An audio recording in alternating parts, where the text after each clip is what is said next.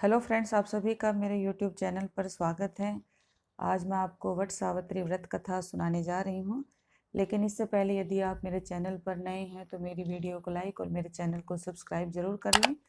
Bell icon को भी press कर लें ताकि हर नई वीडियो का नोटिफिकेशन आपके मोबाइल तक पहुँच सके। वट सावित्री व्रत कथा विवाहित महिलाओं के बीच अत्यधिक प्रचलित ज्येष्ठ कृष्ण अमावस्या के दिन इस व्रत को किया जाता है। भद्र देश के एक राजा थे जिनका नाम अश्वपति था।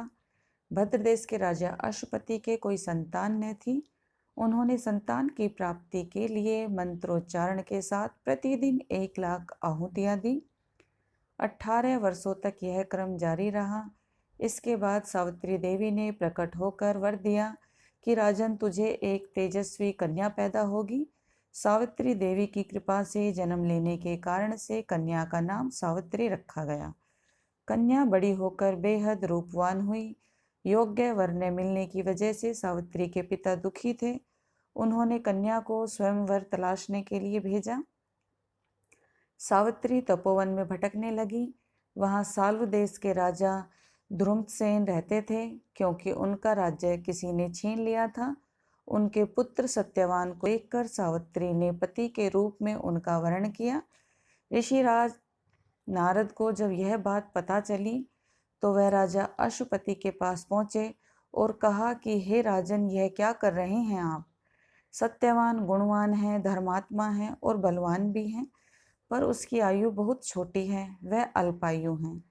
1 वर्ष के बाद ही उसकी मृत्यु हो जाएगी।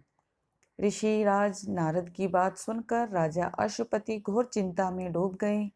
सावित्री ने उनसे कारण पूछा तो राजा ने कहा, पुत्री, तुमने जिस प्रकार राजकुमार को अपने वर के रूप में चुना है वह अल्पायु है। तुम्हें किसी और को अपना जीवन साथी बनाना चाहिए।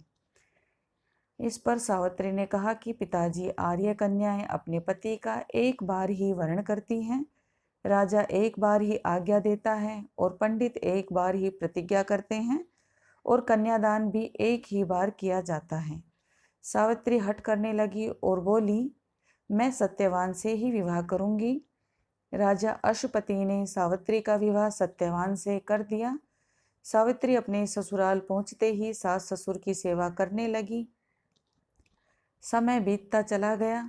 नारद मुनि ने सावित्री को पहले ही सत्यवान की मृत्यु के दिन के बारे में बता दिया था।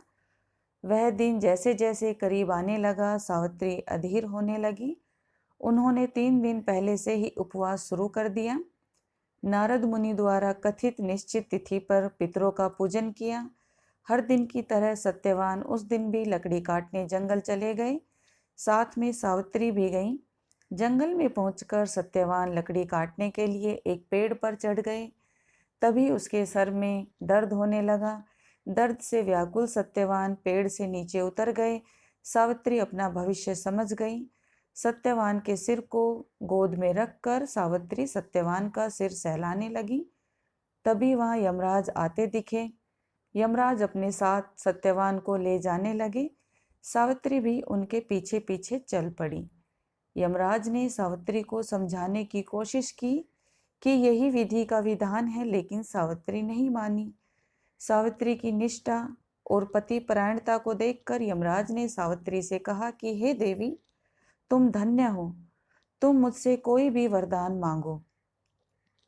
सावित्री ने कहा कि मेरे सास ससुर वनवासी और अंधे हैं, उन्हें आप दिव्य ज्योति प्रदान करें। यमराज ने कहा, ऐसा ही होगा, जाओ अब लौट जाओ।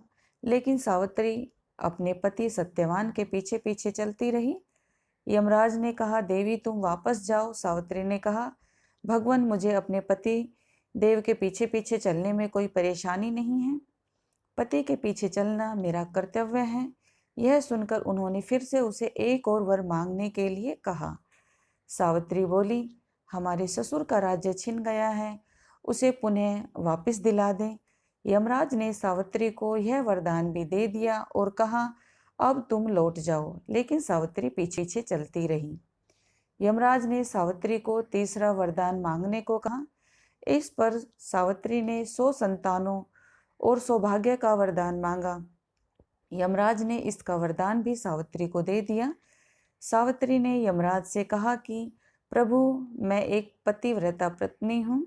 आपने मुझे पुत्रवती होने का आशीर्वाद दिया है। यह सुनकर यमराज को सत्यवान के प्राण छोड़ने पड़े। यमराज अंतर्ध्यान हो गए और सावित्री उसी वट वृक्ष के पास आ गई जहाँ उसके पति का मृत शरीर पड़ा था। सत्यवान जीवंत हो गया और दोनों खुशी खुशी अपने राज्य की ओर चल पड़े। दोनों जब घर पहुंचे तो देखा कि माता पिता को दिव्य ज्योति प्रदान हो गई है। इस प्रकार सावित्री सत्यवान चिरकाल तक राज्य सुख भोगते रहे। अतः पतिव्रता सावित्री के अनुरूप ही प्रथम अपने सास ससुर का उचित पूजन करने के साथ ही अन्य विधियों को प्रारंभ करें। वट सावित्री व्रत करने और इस कथा को सुनने से उपवासक के वैवाहिक जीवन या जीवन साथी की आयु पर किसी प्रकार का कोई संकट आया भी हो तो वह टल जाता है। तो बोलिए सावित्री की जय, सत्यवान की जय। आपको मित्रों मेरी यह कहानी अच्छी लगी तो मेरी वीडियो को लाइक और मेरे चैनल को सब्सक्राइब जरूर करें। मिलती हूँ आपसे ऐसी ही एक रोचक कहानी के साथ। तब तक के लिए जय माता दी।